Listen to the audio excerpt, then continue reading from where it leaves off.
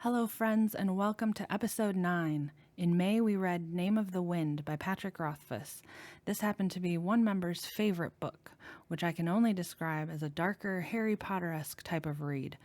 A young man finds himself orphaned and must rely on his wits and skills to survive the wild, and schoolmates, and mystical terrors. Please keep listening and or watching if you're on YouTube, and get ready to hear some challenging review.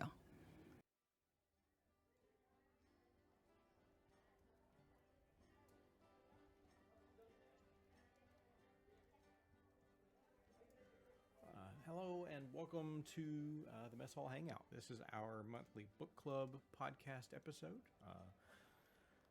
and thank you for being here. As you can see from the screen before you, this month's book was *The Name of the Wind* by Patrick Rothfuss. This book actually was one that I had submitted, and somebody else had also wanted pretty well. Squandy was super excited about it, but yeah, so happy you folks could be here to check us out. I'm going to hand it over to Annie just to do intros real quick, and then we'll go from there. Hi, welcome to episode 9. Can you believe it's episode 9 already? Welcome to book club. We are joined today. We've got Squandy, who is feeling a little under the weather, but we're so happy that he's here. Kiki, and obviously Gendrid, and whoever's in chat. If you have questions, comments, please let us know. We do. I feel a little bit better about this episode. Gendrid has read the book so much that I think we have a better guide along the way for this episode. But I was very excited to read this book. And welcome to episode 9, Name of the Wind. Yep, and we also have Kiki joining us. I said Kiki, didn't I? I said you? Kiki and Gendrid. She did. Beautiful. I'm screwing up. Great. All right, so jumping right in. Quick summary. So this book is about a character named Kavoth. He's a young trooper of the Adimaru. We'll get more into what that means. And he has a very amazing childhood. He's surrounded by family made from loving parents, acrobats, actors, and an old arcanist that shows great promise and aptitude from learning and an unquenchable thirst for knowledge, until a fateful day when everything is torn asunder and he is left alone. The Name of the Wind is the start of Kavoth's path to greatness. This is book 1 of 3. This story starts with his early childhood, and it goes on to his early terms at the greatest educational institution in their world. And we're going to ride alongside him and learn how he became Kavoth the Kingkiller, and the early days that set him on his path to being a legend and a hero, and so much more. Let's jump so right it's in. easy to say that this is probably one of your favorite books. 1000%. This is my favorite fantasy novel, and I've read fantasy is probably my top genre of books. Patrick Rothfuss weaves a really amazing story here. There's such good world building.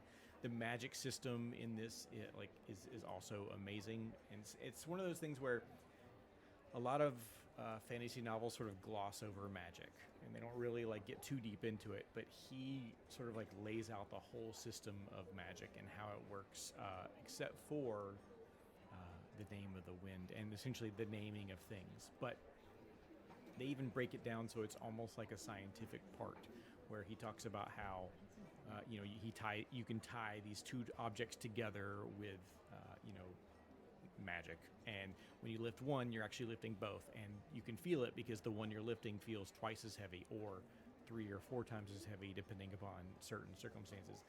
The depths they go to in all of this, that's just the magic piece, but there's so much more, and it really sort of sets this world stage.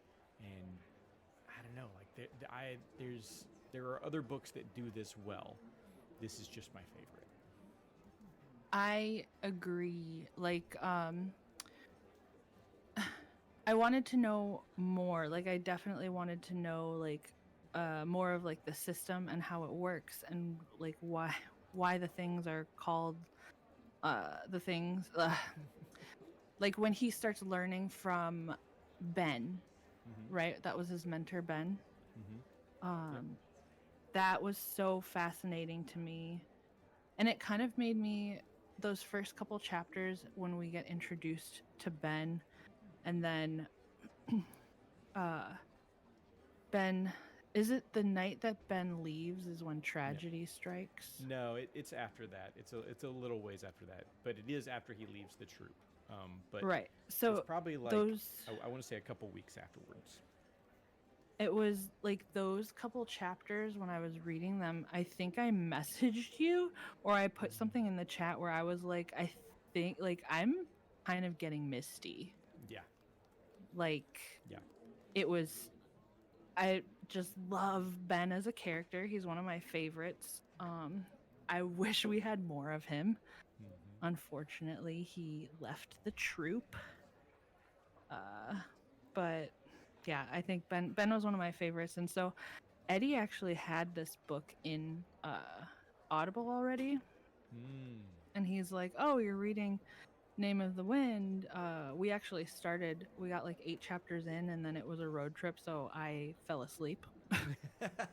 Um, but that's not to say the book isn't interesting. I just fall asleep as the passenger. Yeah, in cars uh, as a passenger, it's easy to fall asleep for sure. so this is also like one of the first books for the book club that I've actually, in general, that I've only listened to. I didn't actually have the physical copy, Mm. so that was a new thing for me because I like to have the physical copy. But the the one hang up Okay. that I guess I have hang up issue with the book is where, so I had this idea in my mind where it was like a grown up Harry Potter kind of story, in the Okay. sense that it's like he's he's a he's a poor boy and he goes to magic school. Very much similarities there for sure. Mhm. Yeah, and so I was like, okay, I'm into it. I really enjoyed Harry Potter. Um Mhm. but then as I'm getting into the book, like what really grabbed me was the beginning and the end, but the meat in the middle. Now that's not to say he's not a bad author. Like he writes really well, but I just kept thinking like I just got annoyed how Quoth, our main character, was very, I'm the smartest in the room. I know everything. I'm trying to buy a horse and I don't want to be swindled and the guy doesn't know that I'm an expert in picking out perfect horses. And I was like, "Christ, guy, like calm down. We get it." It's very true. There are there are a lot of things that Kavoth like knows, right? And obviously he's like, yeah, well, I grew up with a traveling troupe. That means we are nomads and we know a lot about horses because we have to, right? So I get that particular angle. But there's other places where he just falls so flat on his face. Like he obviously um, doesn't know a thing about women. He has so much trouble with every woman he comes into contact with, and he doesn't realize half of them are flirting with him, and he doesn't realize like when he's like overstepped. It's like, and then to top it off, like I'm getting way ahead of myself. He goes on to make some fantastic enemies just because he feels like, oh yeah, well I'm smarter than them. Yeah, maybe so, but these are people who could still ruin your life, so maybe not. Fuck your Mhm. ass off, everybody. He has, yeah, like when it comes to his intelligence, it's the like non-humbleness Mm-hmm. to a certain extent, and I'm He's just cocky. like, Yeah. calm Yeah. down, guy. Like, okay, we get There's it. a lot of self-confidence, Well, and self-assuredness. like I think it's a lot. Here's the thing: is like Kvoth knows what he knows, right? He and like Mhm. to mean if he shows up at magic school, well, our good friend Ben had already taught him like a whole boatload of like arcana stuff Basic to begin stuff. with, right? So Yeah. he knew it. He walked in the door already having pretty much the whole like I don't know what to equate it to first semester pretty much in the bag. Like so when they treated Enough to him shame the teacher.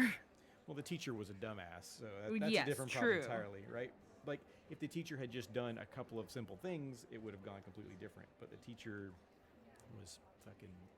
The thing Rude. I'm trying to say is, like, there are times when Kvoth, like, is very much, he's lauded from a very young age as being very smart. He Mhm. learns things very quickly, and like there's this conversation early on where Ben is talking to his parents, and he's like, "How early did he learn the lute? Is there anything he's really ever struggled with?" And he's like, "Well, yeah, he struggled with the lute early on." And his mom's like, "Yeah, well, he was 4 and he couldn't. His hands weren't big enough, so that's not really his fault." It's like, oh, so no, he's never really struggled with anything. Got it, right? Like he really is just I think he's a it would have, genius. yeah, it would have been better, at least for me, to like see him be humbled. And you can argue that I guess he kind of was, like, with his conflicts with Ambrose and stuff, but I don't like think no. even then he wasn't humble. Like, no, never mind. I take that back. No, no, and like, Uh, Mm. okay, so we're definitely getting way ahead, but I think we haven't seen his failures, right? Right, and I Mhm. this is what really like I'm gonna get ahead of myself here, but he continues to have some success in the second book as well. He does have some failures there, but not a ton of them. I expect we're going to see some serious, great failure in the third book that's not out yet because oh, we that's know right. from the very beginning of this book that he's hiding in a freaking tavern in the middle of nowhere. Nowhere. Mm.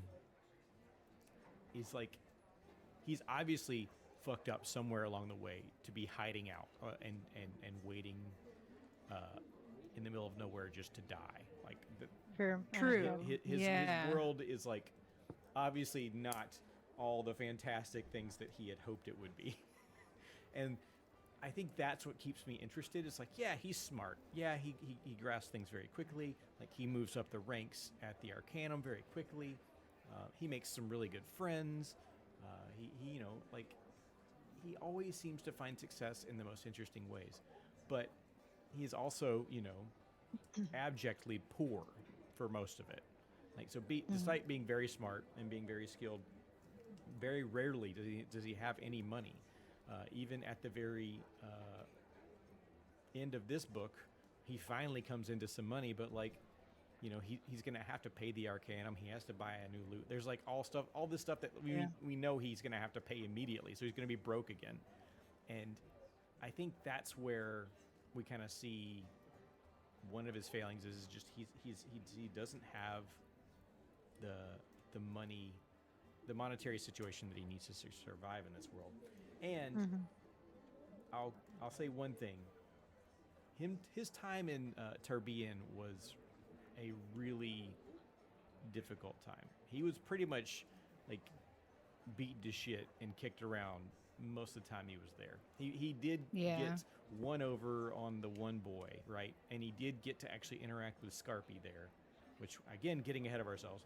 But the rest of the time, he gets beat up. At one point, he goes to Trappist because he's like so beat up that he just can't like even take care of himself. Like Mhm. he's sick. Like I think that was a very hard section for me to read through like every time, just because seeing like it being poor sucks. Like especially Yeah. you know Fair. he loses his parents.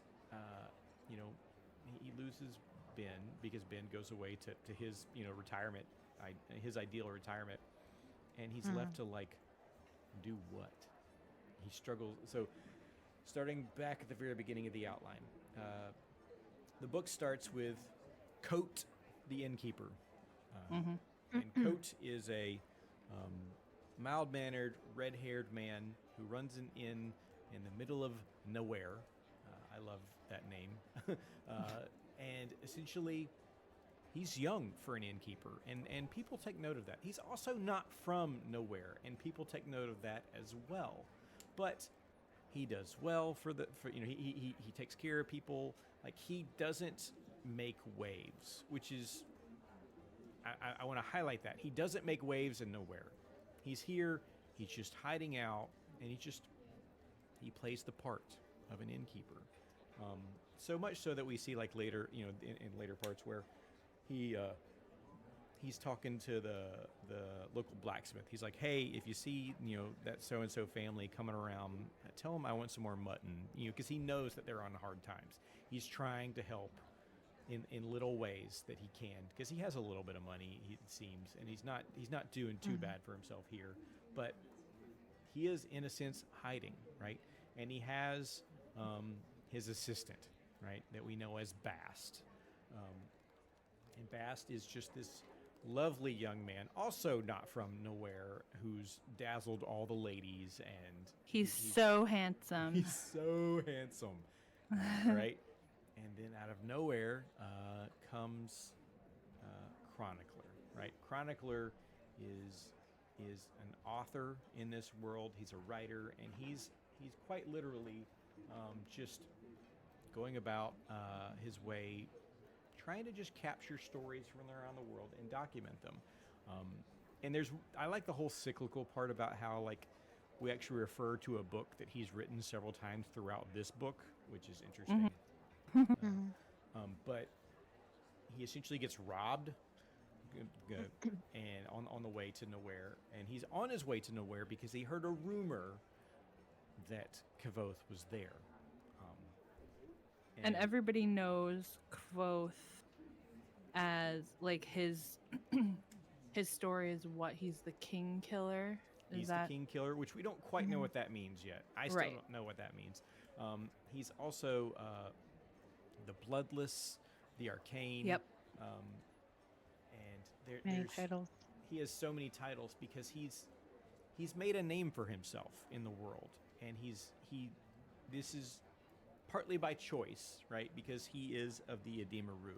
He likes to have, he likes to be the subject of legend, right? This is something he had dreamed of as a child. He wanted to be like the legendary Tamerlane the Great, right? No, Tamerlane the Great gets talked about a lot, but he wanted to be like the famous trooper. Like there's a legendary trooper or whatever. Like the Ademaru legend, whatever character that when he goes to the Arcanum and they're like, who's the greatest person in the world, and he says this like Ademaru character figure, but he wants to be legend. He wants to be famous. He doesn't really like. He doesn't say that anywhere early on, but you can tell like he sees greater ambition in his life, and he wants to go to the Arcanum before the shit hits the fan. But all that to say, yes, the townspeople know of Kvothe, but nobody knows that he is Kvothe except for Bast. And now Chronicler shows up. He's like, "Oh shit! Oh, You're the here. guy. It's you. Interesting. Okay, let's. Can I get your story since I'm here?" And Kvothe is like, "Sure, let's do that. Let's talk about this. I would love to have my story actually written in some form of truth, because while Kvothe has done a great job of spreading rumors about himself, many of them are untrue, right? Because like it helps him gain fame, but also many things that other people saw and spread, and so he wants a record of his actual life, of what actually happened. And so that's where we start, the story within the story. And so we learned about his childhood with the Ademaru. The Ademaru, again, is a nomadic group of people. They don't have a town or a home. They travel. They are much like a traveling carnival. Like what do they say? A troubadour gypsies. group? Yeah, yep. But troopers. They're troopers, and that's what they would call themselves. Many of us who think of like D&D or whatever would think they're like a group of bards, and that is another similarity. They could be considered, but they're troopers. Oh, that's right. And they are. And Mhm. They're almost like gypsies in our, as you would think of them in Mhm. our nomenclature. What And were you they gonna say? have a benefactor Yep. who is funding their travels. Lord Greyfallow. Yep. So Yes. Lord Greyfallow is the benefactor of his parents' troop, and it's his parents' troop. It's his mom and dad's troop. They run it. They make the decisions. They make the deals. They essentially they decide where they go. It's his parents' troop, and they serve Lord Greyfellow, and that opens doors for them because he's not some tiny lordling. He's an actual established person of the nobility, and it opens doors for them that they wouldn't normally have been able to open. And we learn that his mother is of noble birth.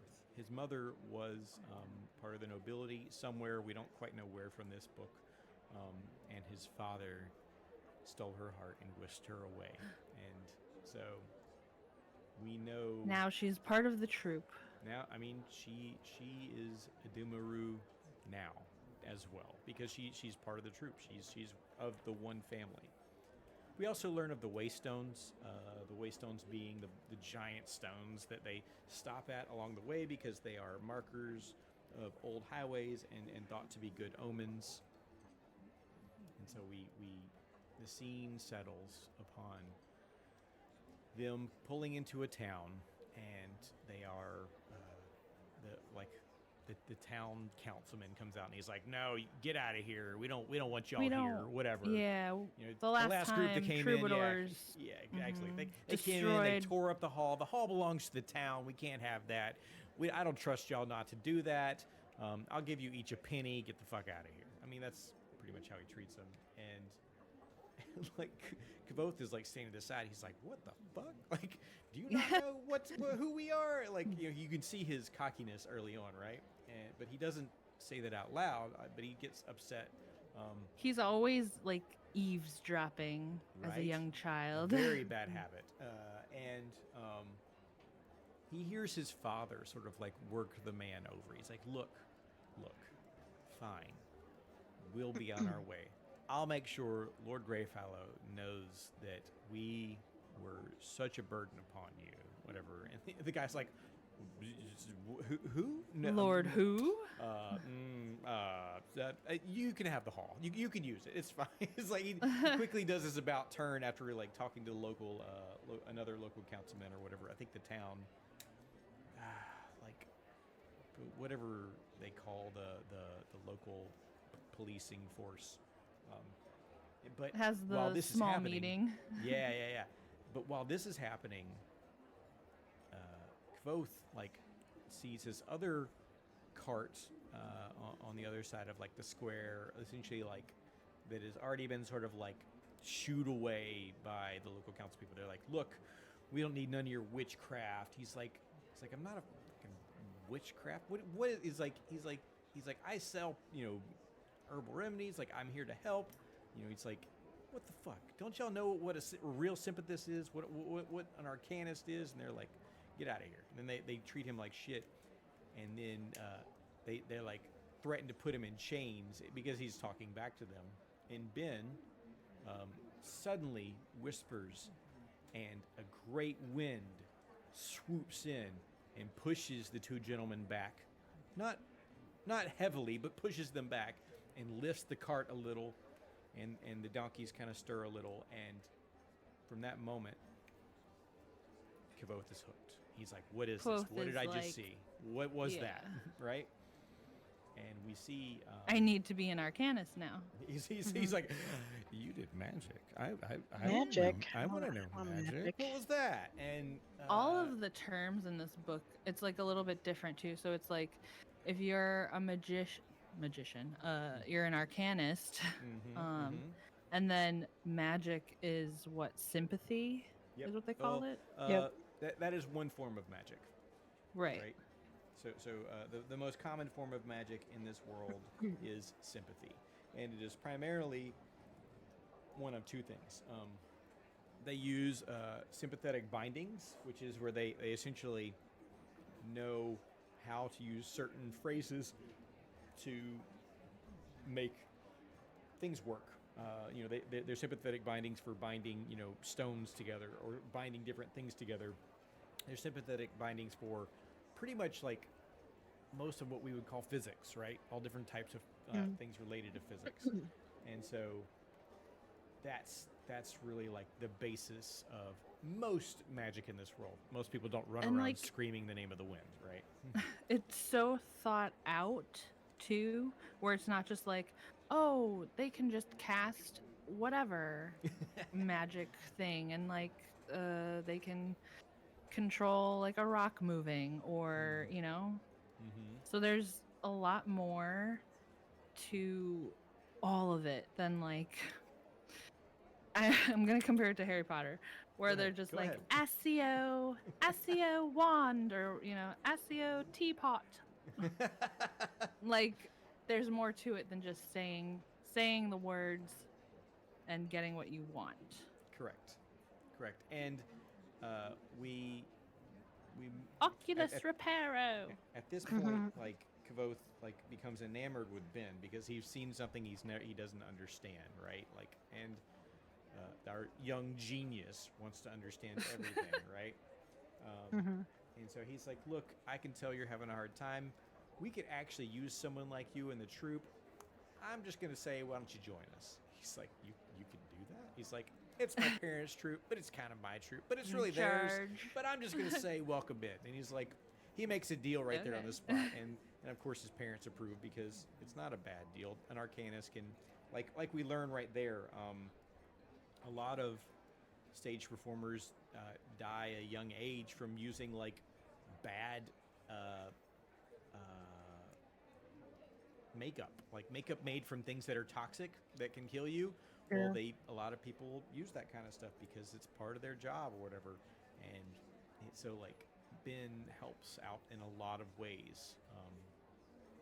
And in the meantime, he also begins teaching young Kvoth everything. He teaches him everything. He doesn't just teach him sympathy. He teaches him history. He teaches him politics. He teaches him like he gives him a well-rounded education. Ben is taking this not as just I'm going to teach you how to be. Hey there, mister. He teaches him. Hey there, mister. Everything. Hi, Hambalam. Welcome in, dude. Hey. We're talking about The Name of the Wind, my favorite fantasy novel. This was this month's book of the month. This week, could you imagine? This week, I mean, I could read it in a week, but I don't recommend it. It's a lot. It is a lot.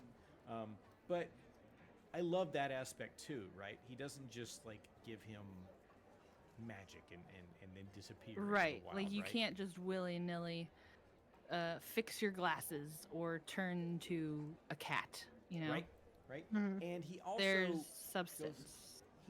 goes through like, we see this sort of witty banter back and forth where like Ben, sees him often as an impetulant, very impatient child and treats him as such. And I love that. Ben doesn't just do whatever he wants. He's like, no, you're gonna learn this properly. He makes him learn it properly. He challenges him, and I think maybe that's why I like Ben as a character, because he doesn't. To me, Kvothe doesn't feel challenged until Ben comes around. Sure, I would agree with that. And I think Ben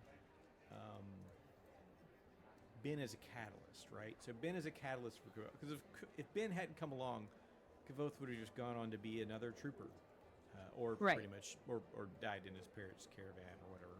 But Ben is a catalyst. He is the winds of change for this young child's life.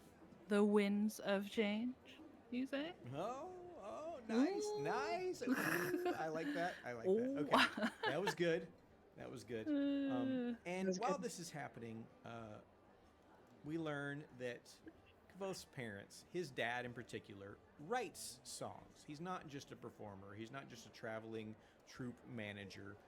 He also creates new types of songs because he is the ultimate performer, really.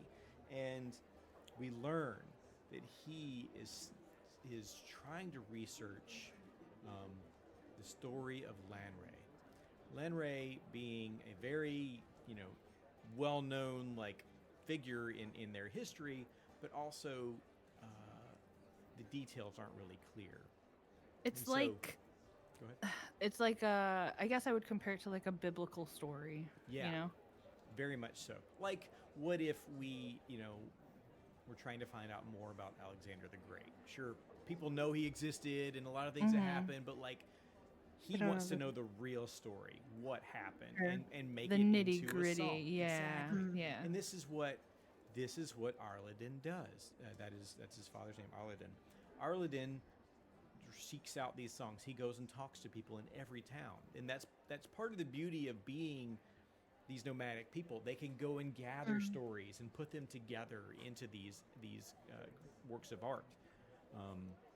And so we see this scene where Arladin is asking Ben about Lanray and the Chandrian. Dun, dun, dun. We've talked about the Chandrian. He wants to know, is it really 7 of them? Where they come from? Why? And who are they? Nobody at this point, nobody knows anything except all of these wild stories, and nobody's been able to pin them down. Fire and stuff all these stories about the Chandrian exist, and everybody fears them. But why? What's the deal? And this is really what piques Arladin's curiosity, and we learn right then and there that there's something to this, because when Arladin starts asking questions and all that, Ben's very honest. He's like, I'll tell you what I know. Yes, there's definitely 7 of them because it's the name. It's in the names. The 7 is actually how the Chandrian means 7 of them. It's that's easy. They're like, okay, cool. And then they talk about all the different signs, the blue fire and all that stuff. And then the names, and Ben's like, whoa, we're not going to talk about the names. And they're like, right? Really, Ben? We thought you're a learned dude. You're going to be all scared of some words. Now we're not going to talk about it. He's like, no, you can write them down. We're just not going to say them out loud because there's power in names. And we're like, yeah. What does that mean? And this again plants a seed into what are we after? And then we get to the next part where, as you mentioned, Ben departs. Ben stumbles into an offer that he just cannot refuse.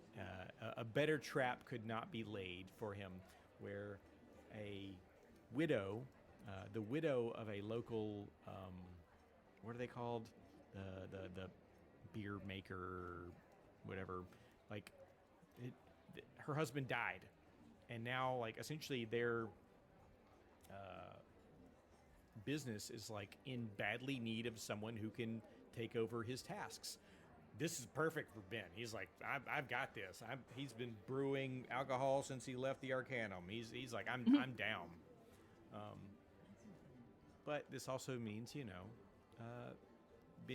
Ben is leaving the troop, and they throw this grand, amazing party for him, and he gives Kvoth a book that suggests he go to the Arcanum when he wants to depart from his troop, and it's very much a sad departure because Ben was very pivotal. As we said, he was a catalyst in Kvoth's life, and then we settle upon. I forgot what happened. They send Kvoth out into the woods to gather something, or so the next cool thing that down, happens, or the next thing that happens is that they are, as it happens normally, Kvoth has 2 very loving parents, and oftentimes loving parents who share a freaking wagon with their child need him to depart sometimes so that they can be loving, right? And do adulting. right? They can get down to the nitty gritty. And essentially, his mom's like, "Can you go find some herbs that would be really good in the pot tonight, please? Just try and find us something. And if you can't find that, maybe find some of this." She gives him a tour, and he knows. He's like, "Okay, I know very well if I come back with nothing, they'll be fine. They just want me out of their hair." And that's cool. I right? just need to be occupied. Hambalam says power and names is a theme in Hellblade 2 as well, which I watched Unrelented play today. Dude, I missed that play. I was in the car all day. Damn it! I hope I can catch that vibe. It's such a beautiful game. Like, Annie, stunning. can you give Unrelented a shout out, please? And Ham. Oh, also, Oh, yeah. the brewers go are ahead, called Kiki. the Bentley. The brewers are called the Bentleys. The Bentleys? No. The family is called the Bentleys. Oh, the Bentleys are the famous name. I'm trying to remember what. The what are they brewer, called? yeah, I forget what the actual. Yeah, I was trying to figure out the actual name. Couldn't remember. It's okay. I mean, people know what we're talking about. We're talking about like. Yeah. There's a word for it. I just can't think of it. Yeah, But continue. Kvoth is sent off to gather some herbs for the pot. Some nonsense. Right? And folks, if you're hanging out watching, Hambalam is an awesome, amazing streamer. He hasn't streamed in a minute, but when he does, it is truly a beautiful thing. I love hanging out with him. He was one of those people that always sort of excited me to stream. Please just partner. go drop him a follow. I'd appreciate Hey, partner. it. And Craig is here. Hey, Craig. We're talking Craig. talking about the name of the wheel. Ham is also like a super good drummer. Yeah, Ham is an Ooh. amazing. Best I've ever seen. Speaking of troopers, right? Musicians, right? Musicians, yeah. We are in the midst of a great drummer this evening, folks. Mm-hmm. I hope that we can see more drum streams someday, but I know they're on hiatus for now. Okay, so Back to the story. Back to the story. He is Continue. off collecting nonsense. off collecting nonsense, right? He's off in the woods, just looking for whatever berries and herbs that might be good in the pot, and just generally doing young boy things in the woods, right? And he returns after some time, maybe 45 minutes, maybe an hour, and the place is on fire. All the carts are a wreck, and like he immediately goes into shock because like his world is literally on fire. All he sees people that he knows and love, and they're just cut to pieces. Some of them are half fallen into their own campfires. He stops and tends to one of the fires. He's in so much shock. He's like, he just goes into autopilot, and he's like, trying to. He sees that somebody's dinner's burning, and he's like, starts stirring the dinner in the pot. He's like, he's at a loss to do. So yeah, so So he Talk about This was timing such- too, with like him leaving and not being a part of that. Is, he Yeah. survived because he wasn't there. Well, Lucky. Yeah. Oh. We'll see, right? Yeah, I don't know if yeah, he's yeah. lucky or not. Maybe if his life, Sure. if he's waiting in an inn to die, maybe dying with his parents would not have been the worst thing ever, right? That's true. That's true. We'll have to see later on. Mm-hmm. So he eventually makes his way to his parents' wagon, and he finds a group of people there sitting around his parents' campfire. And he's like, he's as usual eavesdropping when he sort of walks up to it, and he's like being very quiet, just his normal self, but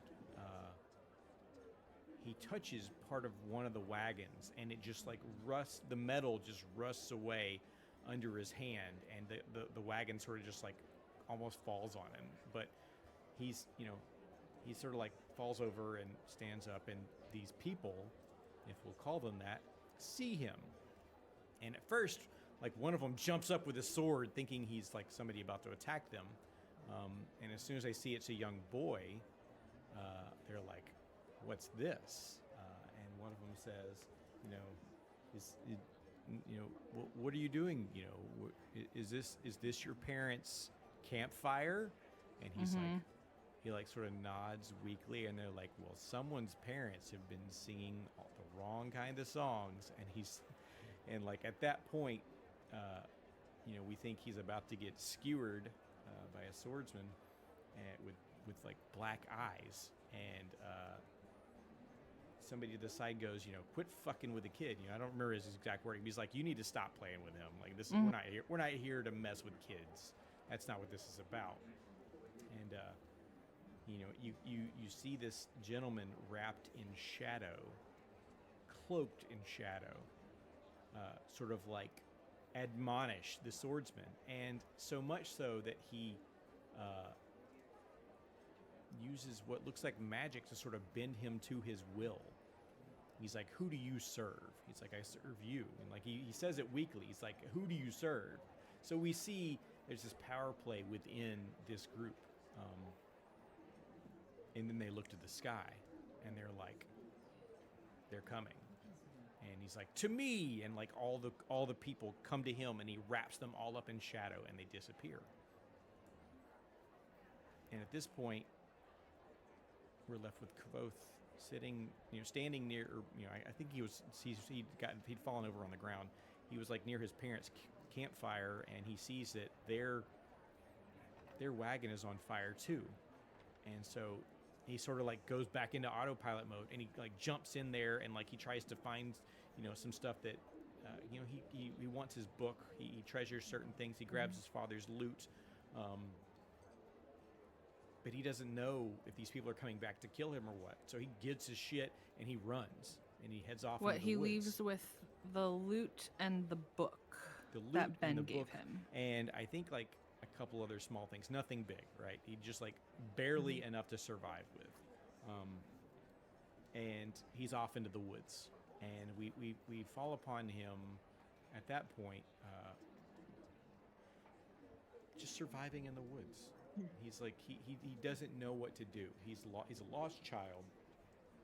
For all the genius fucking bullshit talent that he has, he's a lost child in the woods. Really, he remembers way back in the back of his head the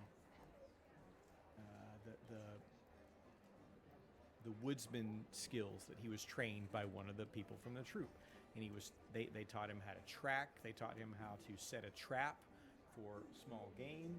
They taught him like essentially all sorts of stuff. And so he immediately sets about making sure that he can at least survive.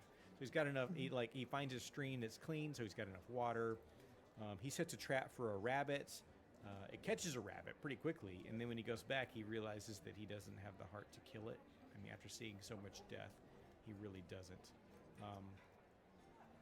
But he sets another trap that will kill the rabbit for him. And then he, realizing he's now got his immediate needs taken care of, he's sort of left without anything to do. And his brain is a fucking wash of shock still.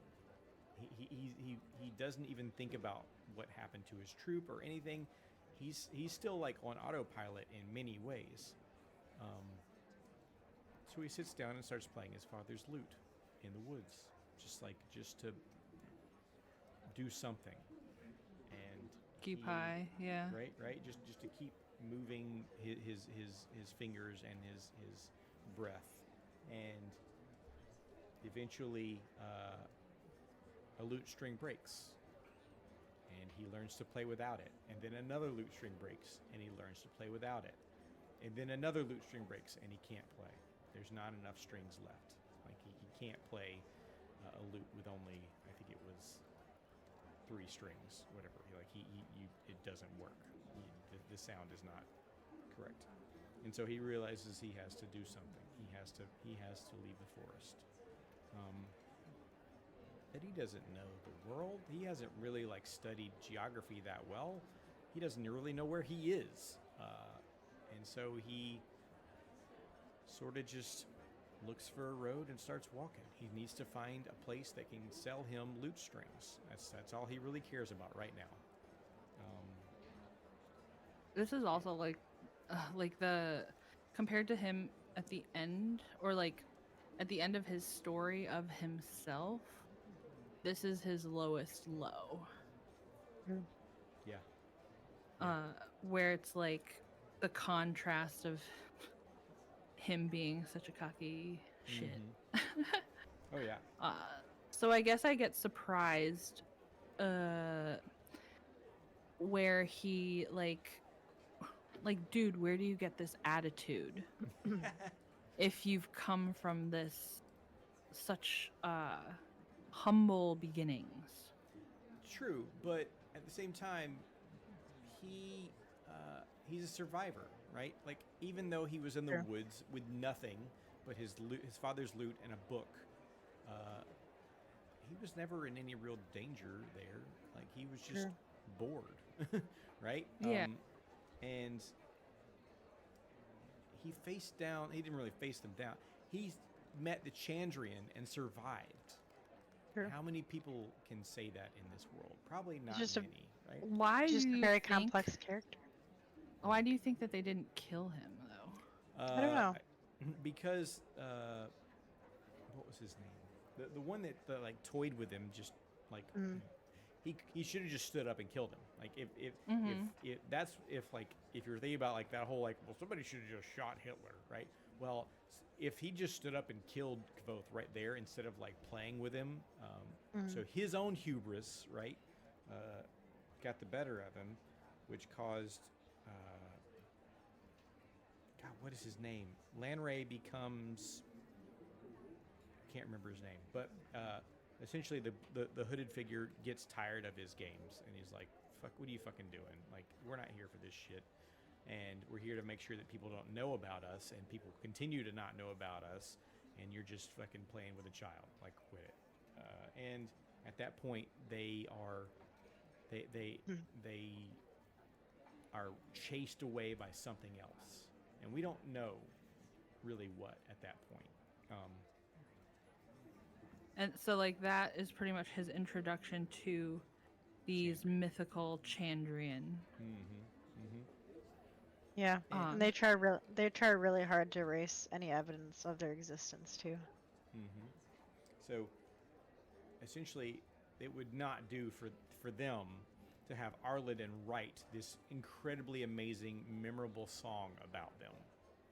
It would go against everything they're trying to do. So killing him was like pretty much a done deal. And killing anybody in the troop who might have heard it. Because it kills like any spread of knowledge on them too. You know, they have to kill people to keep that from happening. And but like remember back to the conversation that Ben was having at the campfire with Arliden and Larian. You know, everybody has their own demons and you know, Shamblemen, you know, different sort of mythological type, you know, creatures that they're scared of or whatever in different parts of the world. You know, in America we have the, you know, not America, but like we have the boogeyman, we have like Sasquatch, we have Baba Yaga in Russia. Like there's these, like every area has their own sort of mythology and stuff that they talk about and they're scared of and whatever. But the Chandrian are universal. Everybody fears the Chandrian, and that's like something sort of unique because it lends more credence to what Arliden's trying to do. Sure. I just thought like they would have slaughtered him. Oh yeah. Sure. I mean, then it wouldn't be much of a story, right? That's true. Our story would have ended already. But Right? they don't want people knowing about them, so yeah, like why didn't they just kill him? So then we see... And then he Hold on. Aaron. Go ahead. I love you. Go ahead. If I'm saying something wrong, please correct me. No, you're not saying anything wrong. I'm just saying that normally 99% of the time we agree on stuff. and I have been. So I'm just going to reset the conversation here, just because I want to get my thoughts out a little bit. I have been told to read this multiple times from people that I like. It's reviewed really well, and I didn't like it very much. Hmm. I didn't like the book very much. And now Gendred leaves. No, see, I End of totally podcast. love and respect Squandy's opinion. I want to know more. Me too. So I agree with Annie in that I really found the very beginning interesting, and the very end interesting, and the middle where we are being, where we're being told a story through his eyes, uh, largely plotless. I really did not like him as a character, and I ended up siding with people that would become his enemy, because I just wanted him to get knocked down a peg and to shut up for a second. I'm not feeling good, so I'm gonna be a little brash, but You're fine, dude. um, it from the very beginning, it's very beautifully written. So I'll start off with the things that I really liked. I think that Patrick Rothfuss is a good writer. I think he has good prose. I've really liked the very beginning of like the opening in 3 parts or whatever, or however it The starts, silence and of then the 3 parts, ending. yep. The ending kind of mirrors that. I think that's a good writing technique, and his prose are really good. I do think that the concept, the structure of hearing a hero's recanting of his tale, interesting. I think that's an interesting concept. Um, let's see. I liked Elodin. Elodin, I think, was probably the one character that I really, really liked, even though they were kind of peripheral. They actually kind of stood out as an individual to me. And, and then as a plus, he got Quoth to jump off a building, so that was always a plus in my book. Yeah. Um, even though, to me, Quoth was never believable as a child, the stuff in Tarbian was actually pretty good. I actually did like how he used his intelligence and resourcefulness through that part.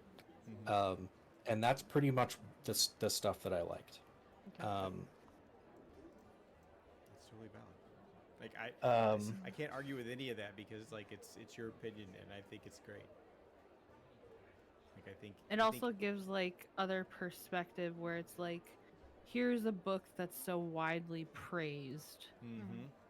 Yeah, and Yeah. it is. It Yeah. is well reviewed because like I think, a lot of people don't dig that deeply into the characters. I think y'all are totally spot on.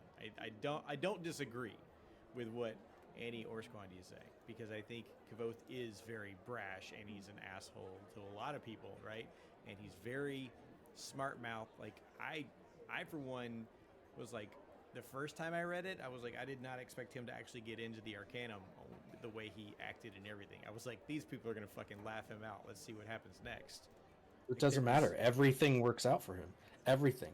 It doesn't matter because there's always a Deus Ex Machina of a crisis. Like you were just saying, his parents just died.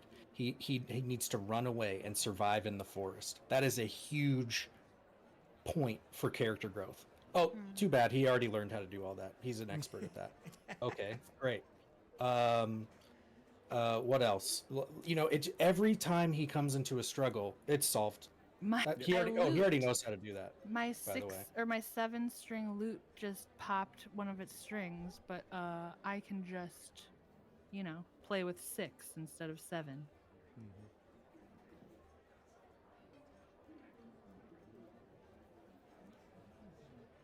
So I'm sorry, I got really entranced just watching your. tie these knots. Yeah, the knots. Sorry. These So are it's I called do French agree, though. knots. I don't think Kavoth is really challenged, and like there's so many plot holes, especially early in the book. I think I do. I don't necessarily.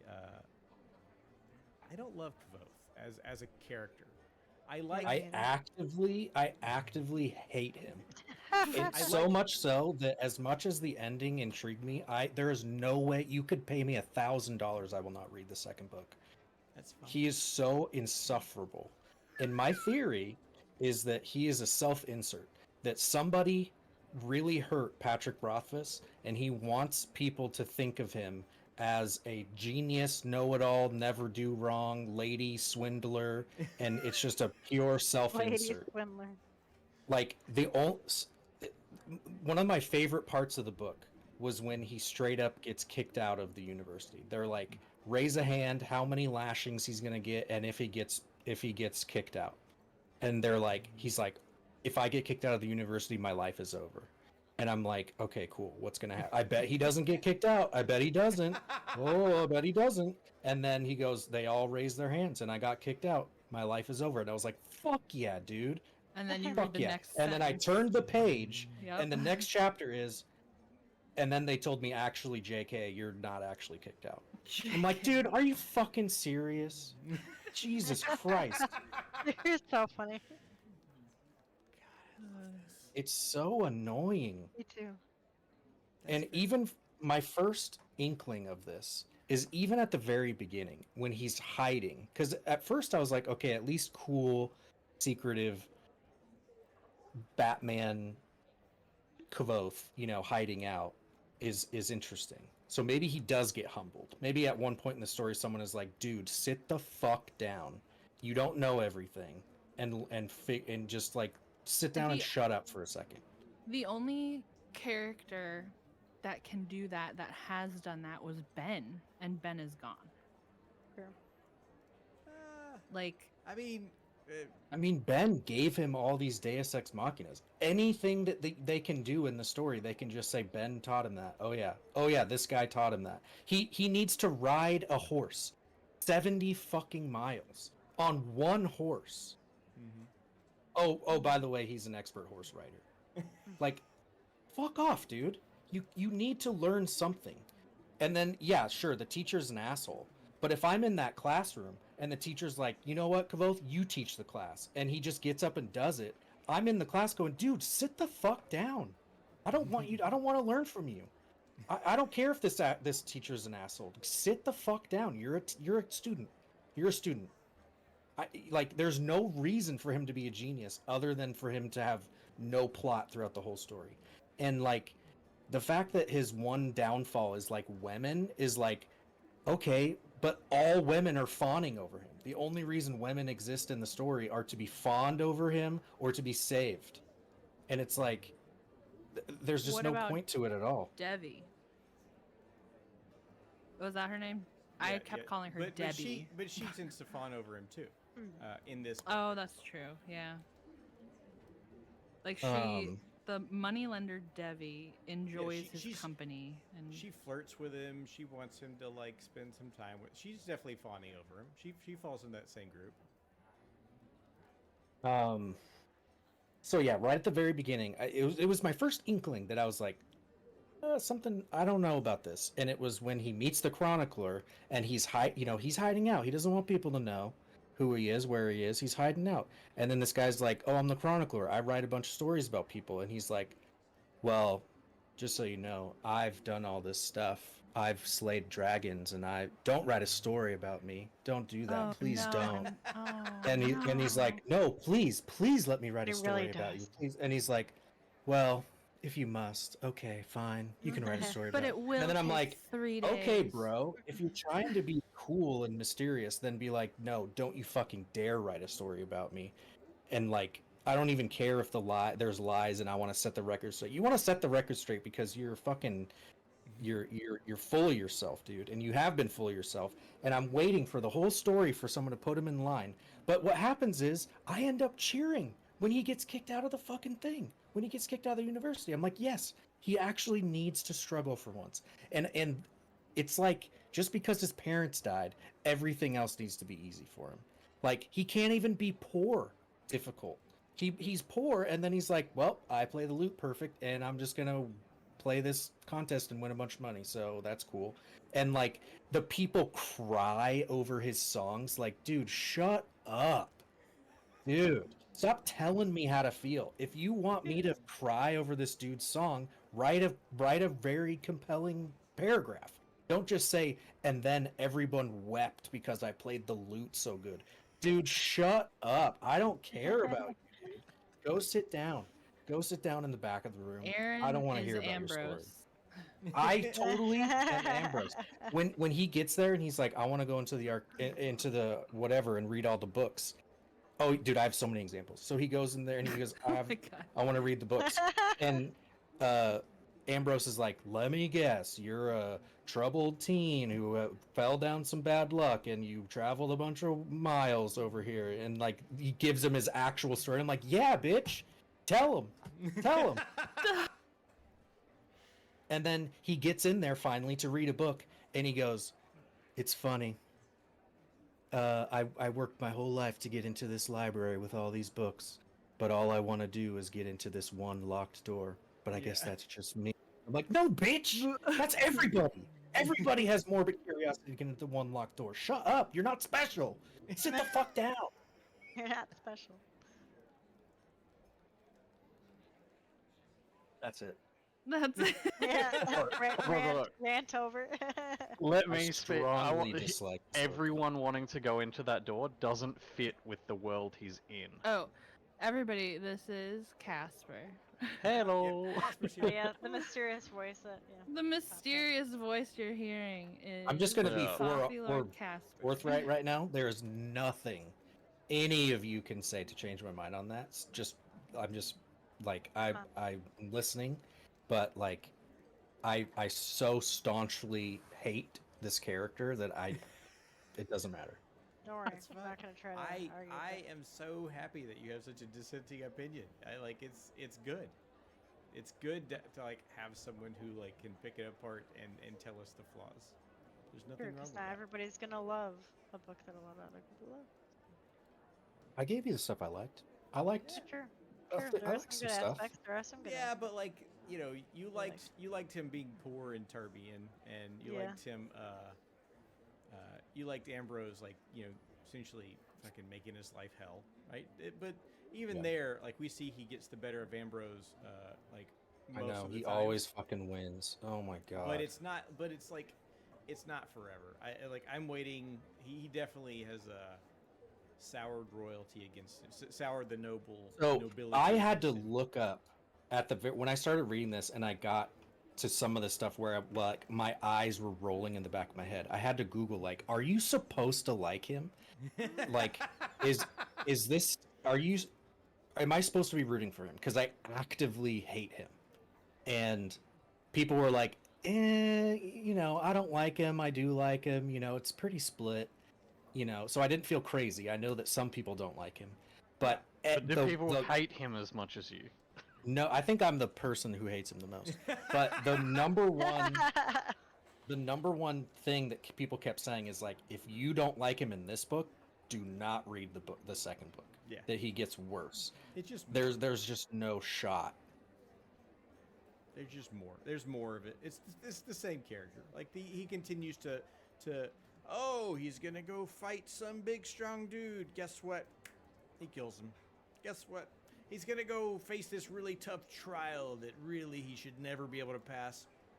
He passes. I don't think Like, there's a plot. I mean, as a narrative like critique too, like his parents dying and him going to school is not a plot. Him wanting to learn about the Chandrian and barely learning anything is not a plot. I like so much of it like just was a drag to me. Let alone every time he's talking about something that he's done, it's like I just groan. Anyways, I'm At done. least you finished the book. You I know, absolutely finished it. like that's Sure. a plus considering how strongly your feelings disliked it. are Yeah. against it, and like Sure. I totally, maybe not as strongly, but I definitely agree with a lot of your points. But like I ended up at the end, like the 3 chapters at the end just like pulled me back in. are we talking about like what happens in? I wrote it down. Trebon. Uh, yeah, and more like when he meets that mysterious girl. Is it Ari? Ari, yeah. Yep, Ari. Yeah. Oh, can I add in? Yeah. I liked Ari Elias as who's a favorite character.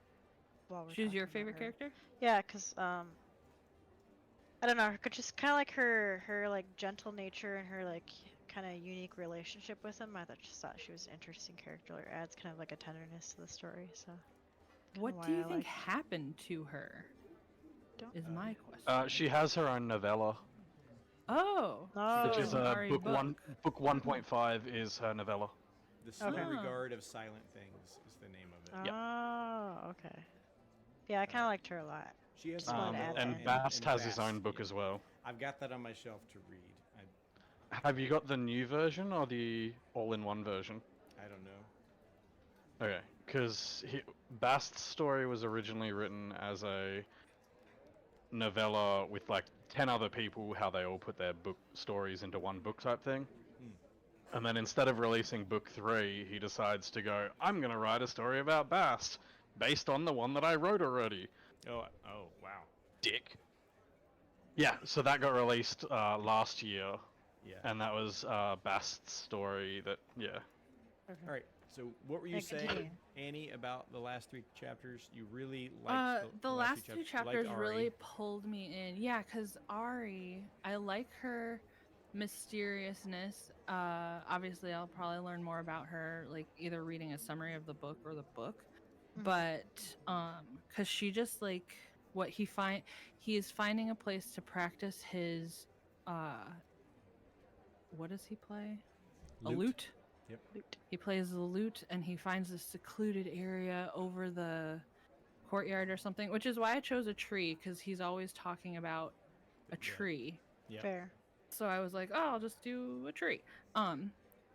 So he's practicing his lute, and then like she just like appears or something, and over time she's like a shy stray dog, where it takes time to get to know her and to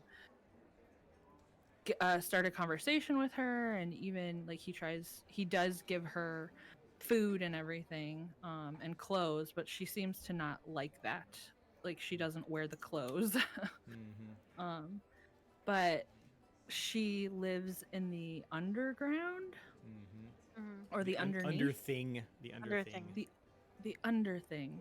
And so we're all like, what is that? And then finally, at the end, we get to find out what it is, and that intrigued me even more, because I'm like, oh, there's this cool, mysterious part of the school that's hidden, or has been built over.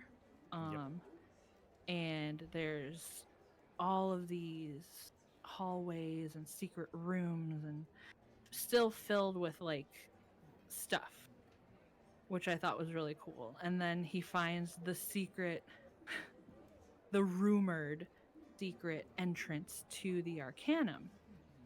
Well, to the library, right? Or to the library. Which I was like, oh, that's cool. I want to explore more here, and see like what other secrets does the school have? What are they hiding? I just thought that was so cool. I also wasn't interesting. I really liked the part about the sort of like the insane asylum that they have on campus.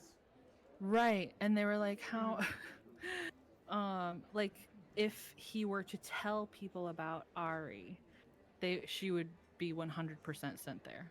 Yep. Yeah. She would. And we don't want that for her. No, I mean she would not respond well to being locked in a place for crazy people. But what crazy person does? Like nobody responds well to being locked up. It's right.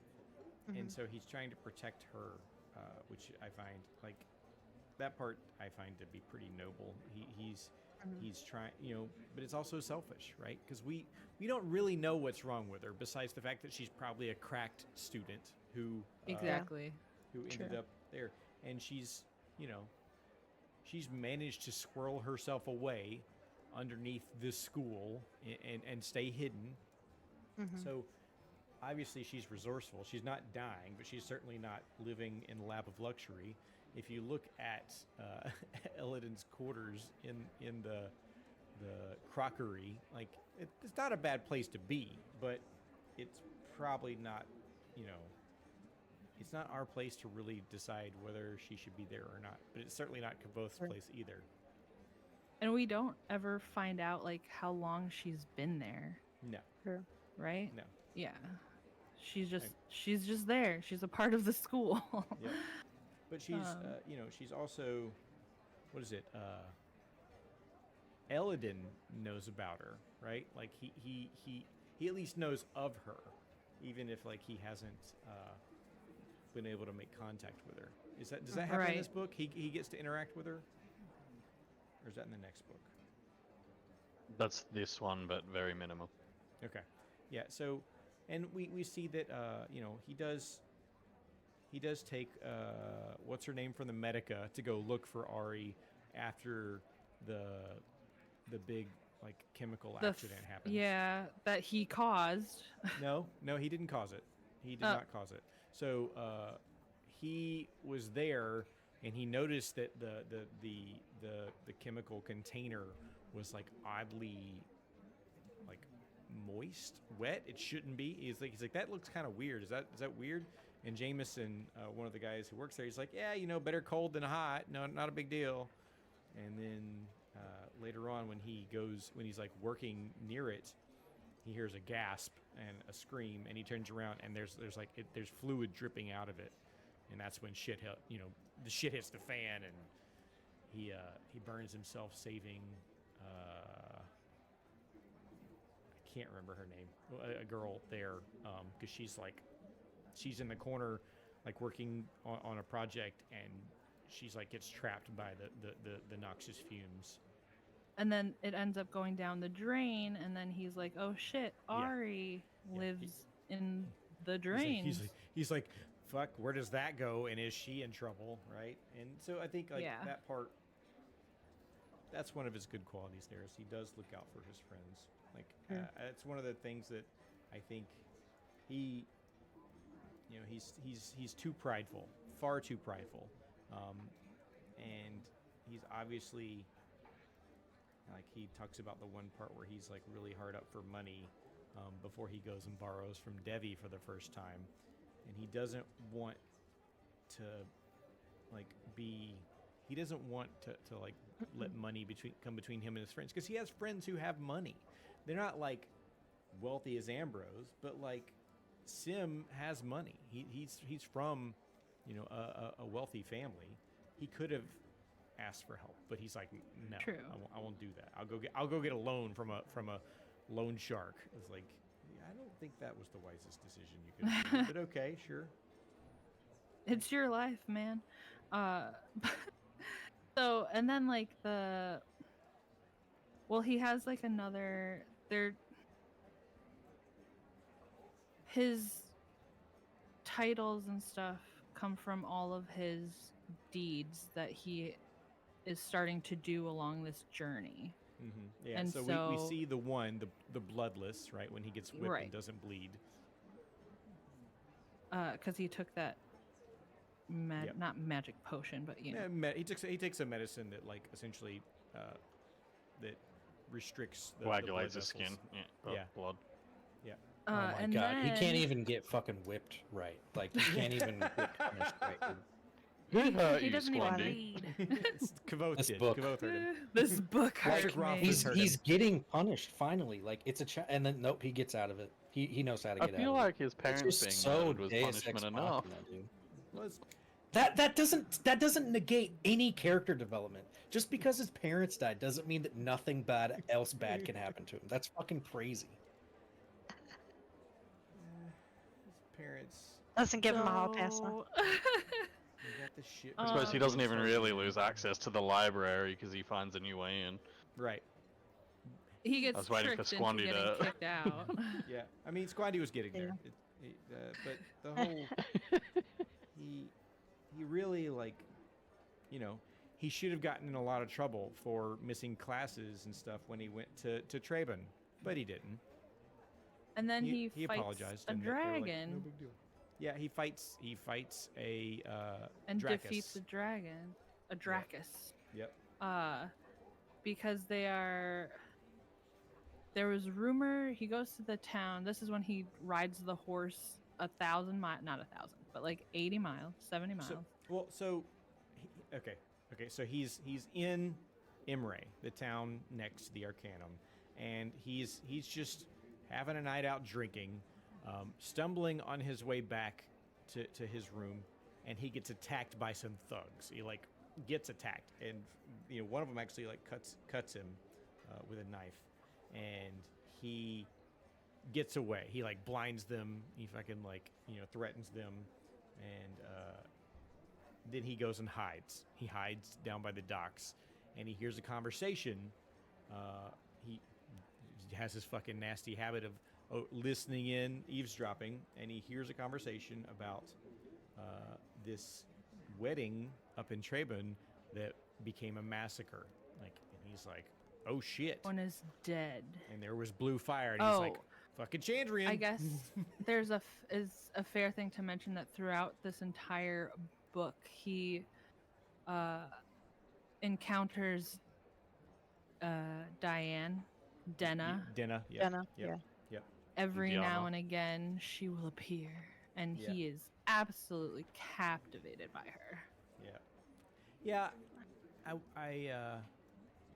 I didn't mention her early on in the outline when he first meets up with her when like on the road to Imre to the Arcanum, Right. like, because he first becomes infatuated there with her, but like while he has this sort of like very childish reaction to her actually like smiling at another boy, which is He gets There a you go, little Squandy. jelly. right there. He didn't get his way right there. She rode all There day you with go. the other boy, but it gets totally overshadowed by him like borrowing that boy's lute and playing it very beautifully, and everybody's like, "Oh wow," and like He's so like, he, I can play the lute too. Well, yeah, exactly, he yeah, doesn't, but- exactly, and like she's very much of a small detail in that part of it. Like you can see And the beginnings of his love for her.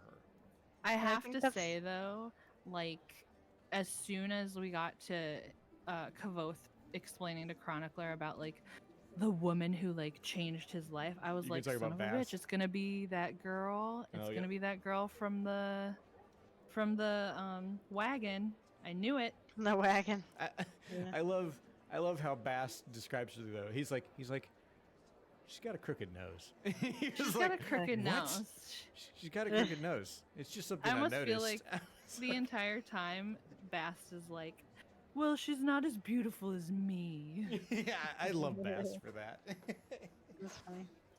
But I And I knew think it I- was gonna be her, and she's just like that mysterious, manic pixie dream girl mhm. Her That character is- annoys me. sprinkled out throughout this whole story. Not great. And yeah, think- like he'll just randomly encounter her. I think a big reason why he liked her a lot too is because she's like a musician, a singer too, and like he grew up with like Oh, music yeah, and arts that's stuff like that. the- So that's But kind she of what wasn't drew him in to the her. beginning, right? He was infatuated with her before that. It True. wasn't until That really he- helped.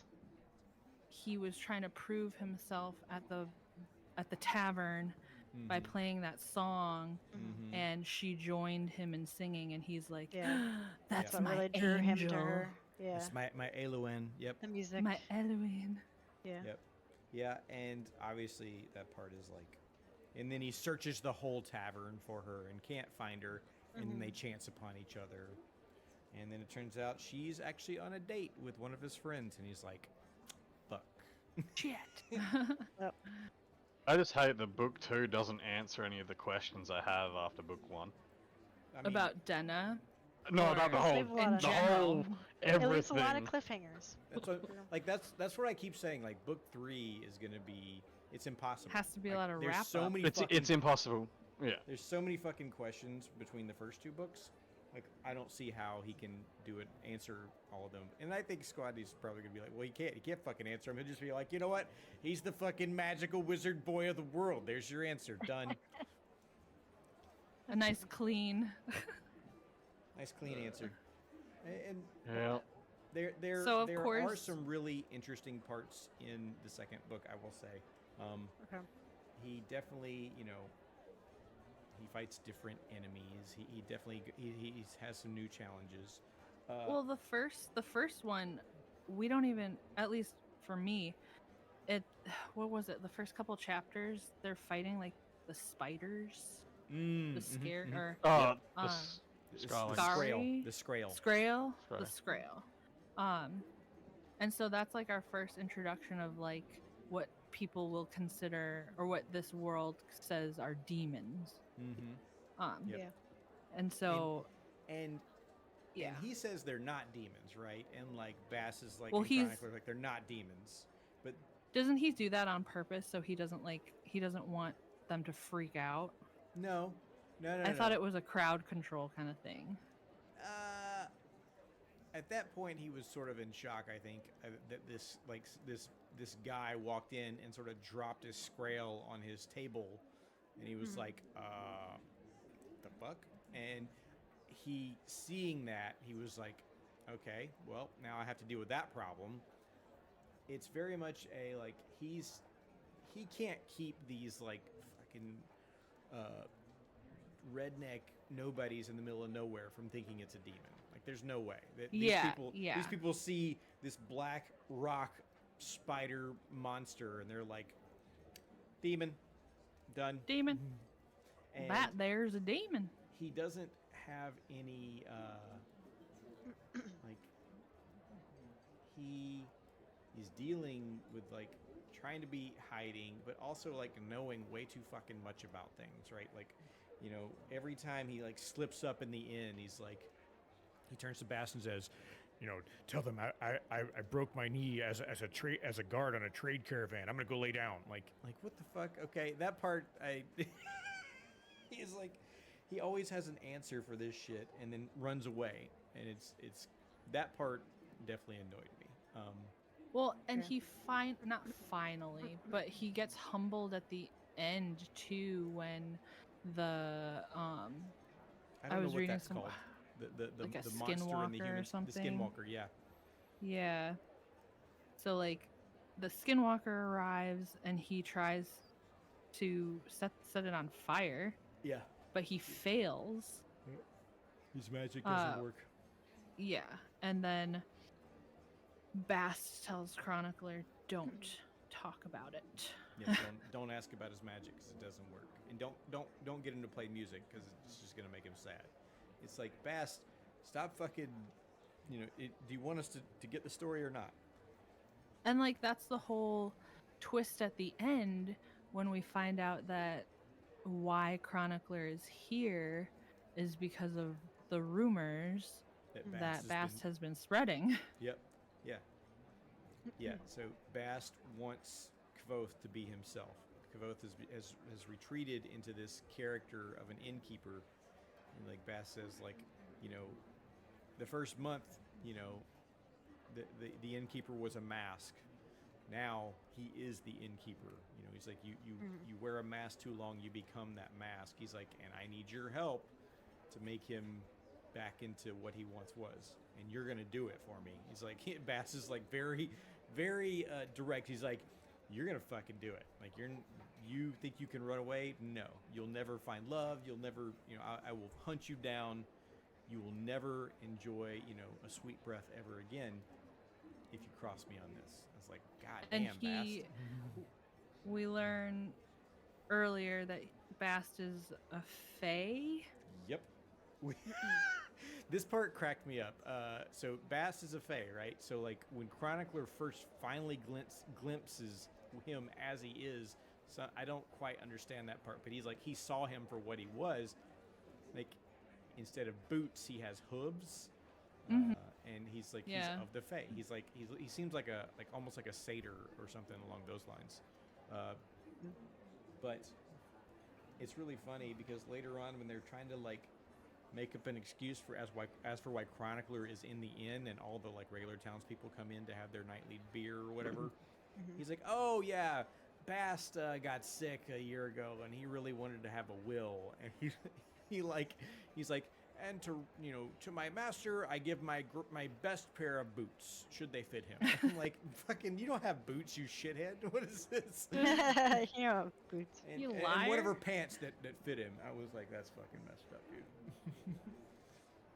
Like, So I'm like, at first when it was like revealed that Bast was like the orchestrator, before he goes into like tell Chronicler like, you're only going to highlight my master's yeah, don't ask him about the bad shit. achievements, Yeah. and we're not going to talk about any of his failings. So before I even heard that, I was like, oh my god, like Bast is evil or something. Because as he's talking about like, you're only here because I lured you here.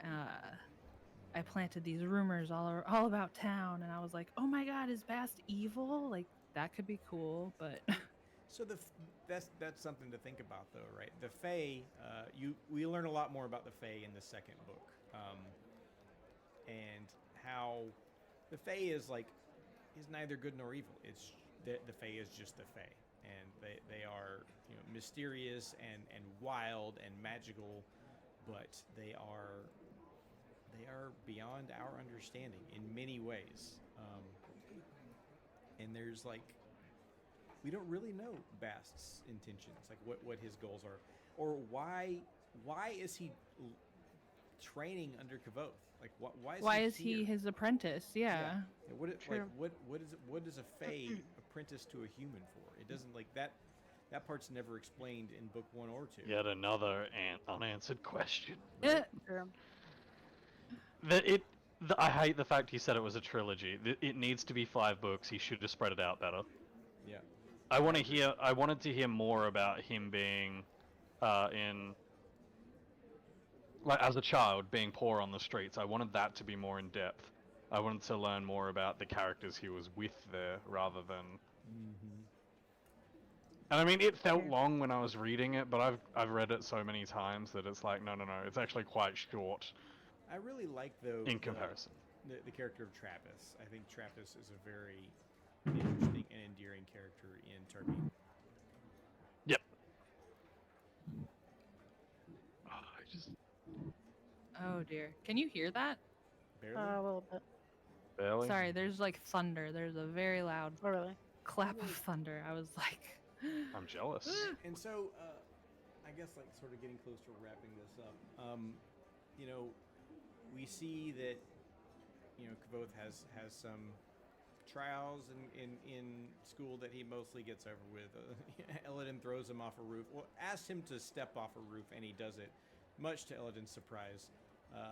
He does have trouble with Kilvin because he's doing too much. He's taken on too many courses, and so Kilvin actually like bans him from work for a little while, which was only his only source of income at the time. We also see that when a second term comes around, he doesn't have any money. He doesn't have the money to pay for a second term, and so he goes to get a loan from Devi, and we learn that Devi is a former member of the Arcanum, and she has a lovely collection of books.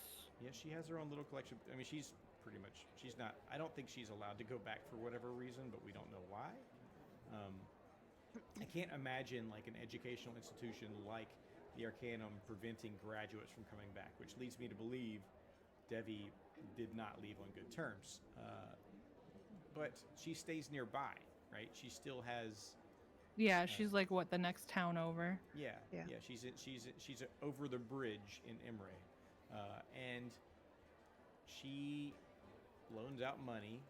Typically, it sounds like to Arcanists, who will give her a few drops of blood so that if they come up short, she has the means to track them down and collect her money, which gives Kavoth the fucking heebie-jeebies. But I'm like, it makes total sense, right? Like that's Yeah. And that's like, I think the other, he borrows money from her for the first term. She's like, I only loan like 4 talents. That's the lowest I'll go. He's like, I only need 2. She's like, well, fucking tough titties. And then We'll go somewhere else then. He's like, I'm gonna go find another option. And then he falls in love with this fucking cheap ass loot in town. He's like, all right, I want the 4 talents so I can buy this loot, and he does. And so he starts playing, and he gets his talent pipes and yada yada yada. And he gets in trouble again with the college because he makes up a song about Ambrose with the help of a local sort of noble who loves the arts. And they sing it one time and make this lovely, very memorable tune that everybody sort of uses to annoy the shit out of Ambrose, which like he gets punished again, but it's like no big deal because apparently at this point in time, I think he likes getting whipped. It makes him more famous. It it gets adds his name out there again. right. Or Gets more money. There's so always many points rumors where I'm rumors. like, if you would just fucking like keep your head fucking down and just do what you're supposed to and stop annoying the piss out of Ambrose, your life would be so much easier. Like if he Ambrose hadn't- and Aaron. Yeah, Ambrose and it. But I mean, if he stopped picking fights with Ambrose, he could have found a patron. If he'd found a patron, his life would have been easier, right? Like there's so many places where he just fucking his inability to keep his mouth shut just makes things worse. Like and it's not. But that it is sort of pointed out that Ambrose forces himself onto women. Yes, That's Ambrose true, Is yeah. So at what point does that go from being harmless to harmful? So I think no, so the point at the very beginning when he's like when he gets in trouble and gets kicked out because he Ambrose is like holding fella by the neck. Ambrose is a Yeah. shithead. Like I'm not saying he's not a shithead, but later on when when Kvoth has like they're doing the lottery for the next term and they got to go in front of the masters, and he has like a time slot on like the next to last day or whatever, and he's like fuck it, I can sell this and make some money because I can't go fucking study anyways, and Ambrose is coming over and gonna like pay him good money for that time slot. yeah. And he fucking goads him, and it's like, dude, you could have made some money here. There's no skin off your back. Just make the trade. Let Ambrose be a dick. Move on. But he can't. He can't keep his mouth shut. That pissed me off because I'm like, that's just Look, annoying. how old is Koth at this point? 15. Isn't he only like 15 or 16, right? Yeah, Yeah, something He's like that. 15. Ambrose. 'Cause I struggle to remember 17, what I 18. was like back then. A know-it-all. Because the way you act to bullies annoying. and how you act as a person is completely different. Whereas I was usually the one being bullied, so like Yeah. I just stood there and took it. But that's what you do when you're 5 foot tall, and they're like 6 foot tall. Yeah. And so I think there's multiple times where obviously Kvoth just makes his own life harder, and it doesn't make any sense. That doesn't make any sense at all, like to me. But then moving on from that, we know that Ambrose sends somebody to kill him, and that's finally sends somebody to actually kill him and just get him out of the way. And so he ends up, hiding out, learning about Trayvon, gets on a horse, rides 70 miles in a day, and We find out that somebody discovered, what was it, like a pot that illustrated the Chandrian. All Yep. 7 of them, right? they were all on the pot, all of them. Plus, there was more details on the pot, and he essentially They came and destroyed the town.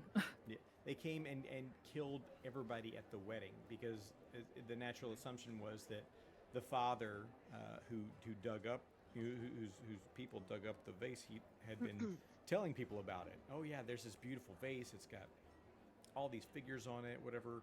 And they went and killed everybody who knew anything about the vase. And Because, then like, there's that one question where like Kavoth is like, why not just like come after the wedding and just kill the couple and destroy the vase? Like, why kill everybody? It's like, because they have to kill everybody who knows anything. Yep. Go ahead, sorry. And I still want to know more about them. Countess a damn it. dragon. Yeah. It's not a real dragon. Like a Close big enough. lizard. It's Close a big enough. lizard, right? And I like, count it as a dragon. yeah, so they are. I like the cyclical nature of the dragon part though, because the dragon me is too. a Dracus, and the only reason Kavoth knows anything about it is because of a book written by the chronicler. Yep. Yep. So, The mating. Yeah, the mating The habits mating. of habits a of common a- Dracus. Yep. right? Yeah. In which he was very disappointed to learn that dragons weren't real. And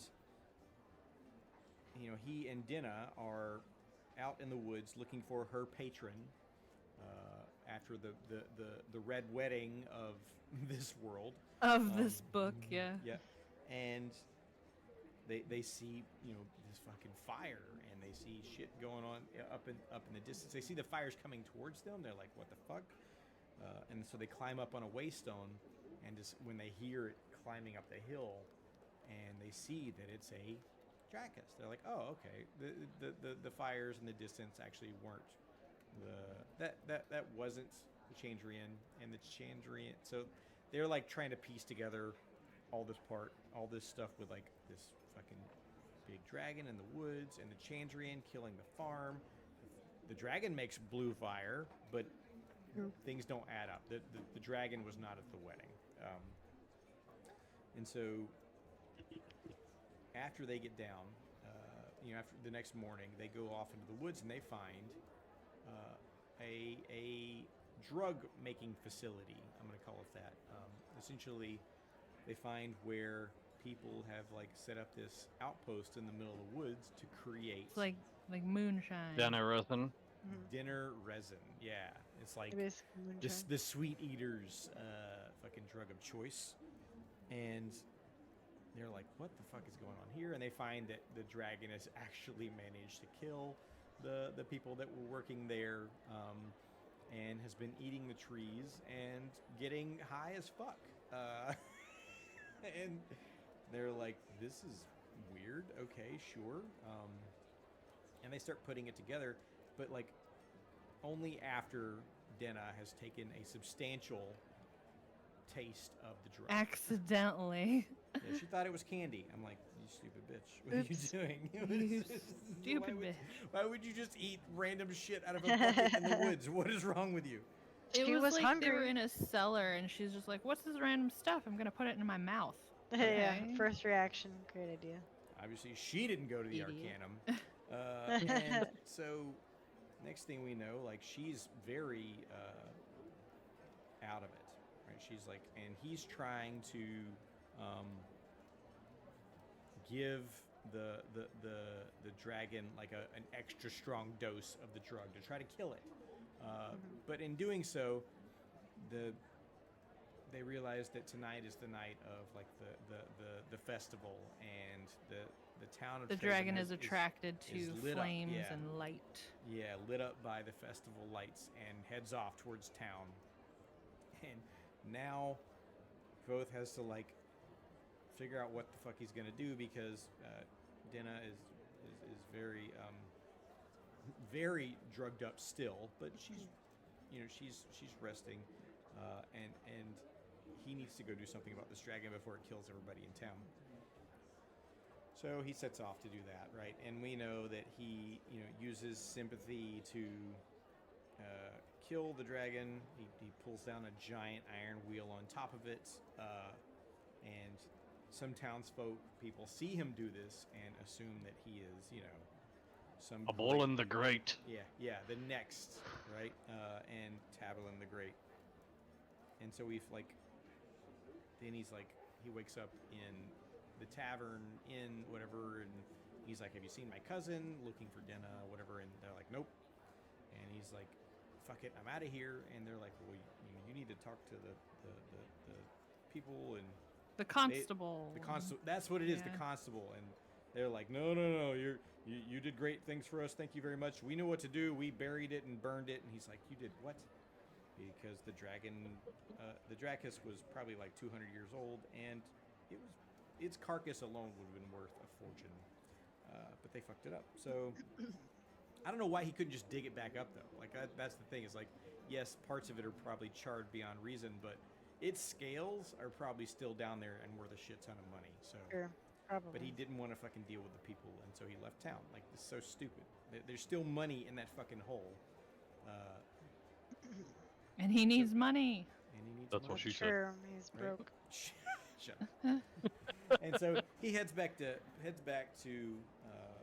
the Arcanum, and he makes apologies for disappearing like he did. Again, he doesn't tell anybody what he's seeing, and this part is what bugs me the most, right? He, at one point, talks to the damn it, what is his name? The head of the library guy, whatever, librarian. He's like, you seem to be interested in like fairy tales. He's like, yeah, I am. He's like, well, that's okay, but you need to be careful because that's not really becoming of a member of the Arcanum. He should have stopped right there and be like, look, Chandrian killed my fucking parents, and I'd really like to know more about them if you don't mind. Just being honest at any one point with him would have probably been huge, right? And now, guess what? The Chandrian were like 70 miles away from here the other day. So they've been within probably a 300-mile radius of the Arcanum twice in the past couple years. I'd like to know more about them because they're not mythical creatures. Thank you very much. Like, I don't know I've why he seen them struggles in with real this. life. And you were talking about Master Lauren? Yes. Master Yeah. Lauren is his name, yeah. Yeah. Yeah, the Master Lauren Archivist. Master Archivist is a learned man. He can put two and two together. Like he's not an idiot. And if he were to present the facts of, look, I've met them. They killed my family. Trust me. Like this isn't some shit I made up. You can look up. I'm sure eventually word about his parents' death made it back to Lord Greyfallow. I'm sure of it. Like there's so many things that if he just like connect the dots for some very smart people who could help him, his life would be easier. I don't understand it. My thought was always that he still has the fears of a child, that if he says it like that they'll come after him. I don't know. I can see that. Like maybe he reverts back to where he. He'll fearful. Yeah, Sure. he That's goes fair. I back can to see that it. place in his But this mind. is the chance for character growth, right? Like, come on. I think he should just ask bloody his friend for money. That would have solved everything. Yeah, if he'd asked That would Sim have for money made the book early a lot on- shorter. Yeah, Yeah. yeah. This is also true. I mean, But- yeah, I thought the ending part definitely grabbed me again because I'm like, I want to explore more of the underneath, and then Yep. as much as she annoys me, I want to know what Denna's deal is.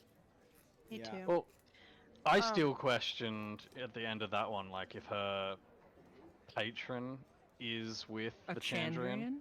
I believe Yeah. you. Well, or maybe. or she's part of it. Ooh, Like maybe. there's That's a good theory. I don't think she is. But I think he But is. he might. I think I he But would. she could be the daughter I of one think or she is. something. Lord Ash. I don't Sure. think they work that way. If I'm being honest. You don't think the Chandrian can spawn? No. Because if they could, and they've been around as long as they have, why wouldn't they have already? Sure. Maybe they have, and they're the sons and daughters of the originals. Maybe.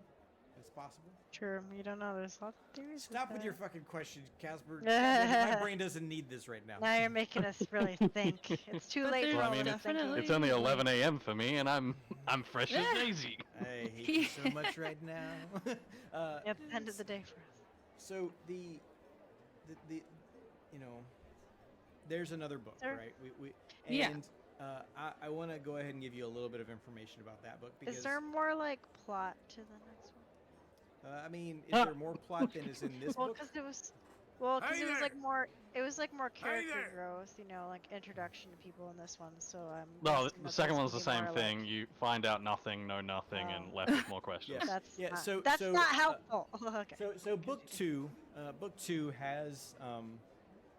has us realizing something. So, we know, we as the readers know that Kavoth has fucking pissed off Ambrose. So much so that Ambrose has actually tried to kill him once. We know this.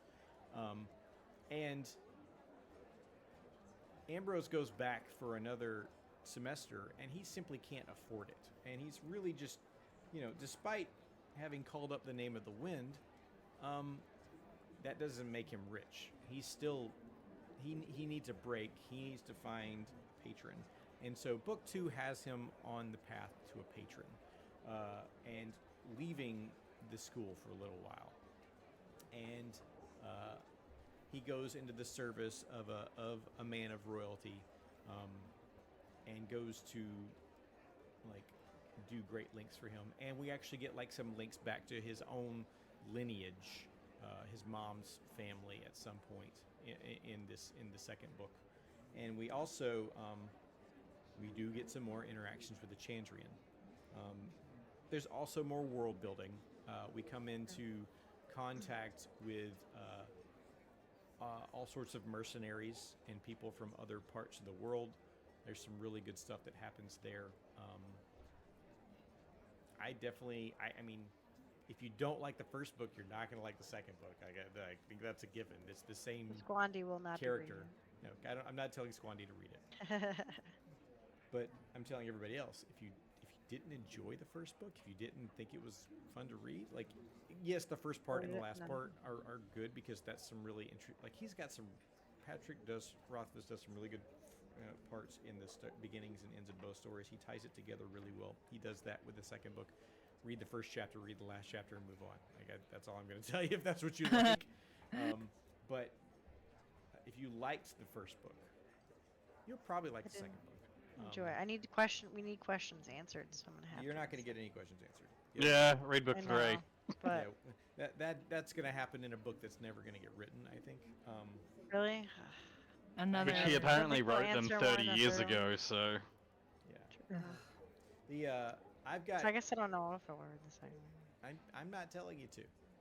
I wanted everybody to read the first book and get a taste for it, and I'm super actually happy that like we have some dissenting opinions and people don't love it, because it gives me new perspective on a book that I do enjoy, and I still love it. I still think it's a great book, but I can definitely enjoy the perspective of folks who don't like it, and that's. I guess the main part I don't love is I don't like him as a character, and I don't like all these unanswered questions that are maybe not gonna be ever answered. I don't know. Yeah, we don't know if they'll ever be answered. There's a lot more questions to get opened up in the second book, because like there's so much more world building and story stuff and things that tie back to the Chandrian and things that tie back to Kavoth, and there's a lot. I have both of the novellas that Casper mentioned, the one about Ari and the one about Bast. I don't know which one it is about Bast. I'll have to look, Casper, but if you can tell me how to tell, that would be good. Yeah, my wife bought it for me this year for my birthday. And so. Is it 10 books in one, or is it a single book? It's not. It looks like the same size as the other book. Okay, so it'll be the single rewrite. Okay. The other one's done in like 10 authors writing 10 novellas into one book. Is that good? Is that one better? Have you read them both? This one's better. It's more in depth. The other one he wrote as I've been asked to do something, and this is. I mean, like of the two versions of the Bast book, which one's better? Oh, yours is better. Yeah. Okay. Yours will be identical to it, but with more. Good. Cool. Awesome. Then I will be glad to read it. What a wild ride this book was. It was very interesting. Leaves me with more questions than answers, and that's fine if it's part of a series, but then it's also like disappointing because who knows when the final book will be written or if it will be written. So we may never know, and that's the aggravating part. Here's a question. If someone were to like produce a TV show from these books, knowing what you know about these books, would you watch the TV show? I have Like a how theory. we They have watch- tried multiple times, and every single time it falls through. And I legitimately think it's because audiences hate Kvoth. I think that they can't write him. I think that they can't write the protagonist in a likable way, and so that production companies are just like, no, never mind. Because it's been tried like 4 or 5 times. Has it? See, I didn't know that. That's Okay. really? Yes. Oh, Have you interesting. watched the Sword of Truth books show? Has anybody watched that? No. No. No? Okay. I was gonna say, yeah, no. After book 1, it actually signed a movie deal, a TV show, and a video game, and none of Oh, them wow. ever eventuated to anything. Oh wow. Yeah, that's why we haven't gotten book That's 3, because the hilarious, motherfucker Wow. keeps doing 'cause- other things. I wonder if it never passed like you know, Yeah, when they do like I audience wanna believe- trials. I want to believe Squandy, but I've seen so much fucking shitty television that it's like really True. hard for me to believe they wouldn't just fucking turn it out anyways. That's I mean, true. they destroyed That's the Winx true. Club. Surely Netflix will pick it up, right? Yeah, probably. Netflix No. will pick up anything. No, because Netflix is however, all into their before own you IPs now. Go ahead. True. I was gonna say before you go, I posted in the Come and Chill chat, the Jackass song got written into an actual song, alongside Patrick Rothfuss. Someone else sang and convened with him, so I posted there. The Ambrose song. Yeah, it's a real song. Oh my god, Oh, interesting. Oh my god. that's Okay, funny. I'll have to check that out. Thank you very much. Yeah, so that was The Name of the Wind. We will very likely not be picking up the second book as part of the book club on another month, but next month is Annie. You want to tell us about Next month is Myth and Legend, which I am intrigued by because, you know, a lot of times Myth and Legend books, if you're familiar with it, like you like fantasy gendered, I like Myth and Legend books and a lot of sci-fi. But so you hear a lot of like Greek mythology. So you've got books like, is it Circe? Circe. Circe. Circe? Hmm. Yep. I never know how to pronounce that one. Circe. You've got that one. There's a lot of like the author Natalie Haynes and Madeline Miller do a lot of Thank you for the 20 long months of Thank you for the subscribing. 20 7. long months of Woo, subscribing. 20 months. 7. Woo, Uh, 20 months. those authors do a lot of books in set with Greek mythology, and they're very good. Like which was the one about Hey, mister. Hey, mister. Achilles, Song of Achilles. That was a very popular Oh. one, which was great. But I definitely have been trying to put more books on the suggestion box that are different than I'll just try Greek to add some in mythology. tomorrow. Yeah, they're hard. I hate that they're so hard to find, but Yeah. so for the So month I had of never heard of this genre before, and Really? I dug a little deeper into, like, I've been reading about what it is, and Mhm. there obviously were older books in that style, but it's really popular now. Anyways, I've learned a lot about the genre. I and feel like it's been it's very fascinating. Yeah. For multiple reasons. Not all It is good. interesting. Oh, good. I think like where I started getting more into it was when I read Song of Achilles. And then I learned that the author, there's like 3 or 2 that really go into Greek mythology. And Song of Achilles, I guess, could almost kind of be like a romance ish. So that's not on the suggestion list. But well, I'm curious to know the bad parts, Aaron, or like the. Yeah, that you found out of why. But Right we can now? discuss that later. We can Yeah, I was discuss gonna it save later. it for the. Yeah, Yeah. Yeah. Tell us Yeah. during that episode. I do want to throw But out yes. one other thing related to Fantasy Mhm. Month, because this was Fantasy Month. The book that you had suggested, Squandy, NPC. I don't know if you ever got a chance to check that one out. I'm really enjoying that one. Is it I my didn't suggest suggestion? it. That was I mine. thought What book That I was- thought Squandy suggested it. Okay, yes. Katie. Hey, did you read it? That was I haven't read it, so that was, I guess, by proxy, Eddie. Eddie has recommended that book. I'm about halfway through it, and I've really enjoyed it so far. But it was What's it called? so NPC. Like non-player character. Yeah.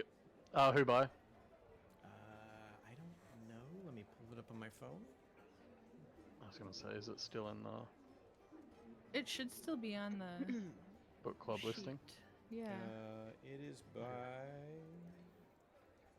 Come on, pull it up. I was just listening to it. Hype Train has Drew entered the Hayes. station and is at Train level has 1. entered The station and is at level 1. Thank you. Thank you for the 14 long months of subscribing Kiki's underscore world. Subscribing Kiki's Oh, underscore here I have world. it. NPCs. I don't have the author though. I just wrote Drew down Hayes. Yeah, Drew Hayes. the description. It's it starts off with like you're like listening to like a tabletop session, which is like these like people sitting around and they're playing this like D&D type game, and they're talking. The DM keeps telling them that they're trying this new realism module, and not to spoil it, but it's right in the beginning. The whole party dies because of the module. They're like, you made some stupid fucking choices and you all die. And then the story picks up from the NPC's perspective of the people that were there when these like adventurers died, and it's just like they're sort of shoved into the role of like having to go do the job for the adventurers, for fear that if they don't, that like the mad king who had sent for them might come by and just wipe off the whole town. It's like, so they're like, well, fuck. And it's not a very like it's only like 7 hours, 8 hours audiobook, not super long. Okay. And I've really enjoyed it. Like the character building has been really fun, and it's like 4 characters together as a group. You say not long, but book 5 is 24 hours. It's like Name of the Wind. Yeah, I brought it up. So it's free on Audible for book 1, and then book 2 to 5 get longer in length each one. Wow. Nice. I'm excited. I like free books. Free is great. I didn't know there was multiple Sure. books. I'm excited to know that. There you go. And they get longer. So Eddie suggested it to me, and then I was reading the description, and I was like, it reminds me of Freerin. Oh. Similar, yeah. Like what happens behind the scenes. Yep. Interesting. Yeah, in that Okay. aspect, not in like all aspects, but yeah, I thought it was Yeah, cool. I do like he- Freerin a it was lot. It was a total TPK, total party kill. Yep. Yeah, I just wanted to share out Fantasy Month. That was a book that was on our list, and I ended up like picking it up to listen to it simply because we were driving to Boston today, and I wanted an audiobook to listen to for the drive Fair. there and back, and it was awesome. That's good to know. That's good to hear. I will let him know that he picked a good one. But so I'm really looking forward to next month because I love it'll be myths different. and legends. That'll be cool. Yeah, the closest thing I could think of was like, because obviously the very there's the young adult like ones that are super There's a popular lot and of have like them. TV shows and shit. Yeah, Like It was Percy hard to Jackson. filter those out. Yeah, I was like, I really don't want any of those. they're 'Cause all like from the CW. yeah. Like Percy Jackson and stuff like Which that. don't get me wrong, I love some CW content, but like I'm a big fan of Supernatural. Yeah. There's a The time show? and a place. I love the Yes. All show. 100 Yes, the seasons show. of Supernatural. I'm Yes, just the checking. show. It's a great show. Okay. All continue. 8,000 Is it not? seasons. Is it a Yes. movie too? Yeah. But you know what? It was No. still good in all of it. All of It's it just a was good. really long. I mean, you could sit down and watch it all, It's very end to long. end. It would be the longest movie, but Anyways, thank you everybody for being here. Thank you for coming to our book club. We're gonna wrap it there. Tune in next month for the book that we choose for Myths and Legends. Please come by the Discord, !Discord in chat, and you can join our book club if you want. You can read along with us, and we would love to have your thoughts and interactions as well. Squandy, I hope you know I love you very much, and I'm so happy that you had a dissenting opinion. I wish you'd liked it, but at the same time, I'm glad you didn't, and that you were able to bring such a contrasting opinion to the conversation. Annie, thank you for leading the charge as usual, and helping organize us here and creating all of our wonderful graphics. Kiki, your dialogue is awesome. I'm glad you were here for it. And Casper, our faceless member of the party today, we appreciate your Mysterious input. voice. Thank you for coming in and feeding in some more input. I appreciate you all so very much. Thank you for being a part of the book club, and we will See you see you in next month. June. Bye. May's book choice brought some really great and lively discussion. A heated conversation is always invigorating and gives, sometimes, a new perspective. I hope you enjoyed it, and if you've read Name of the Wind, what are your thoughts on our main character and his journey? Leave your comments below. We would love to hear them. Join us June 26th on Twitch as we discuss American Gods by Neil Gaiman.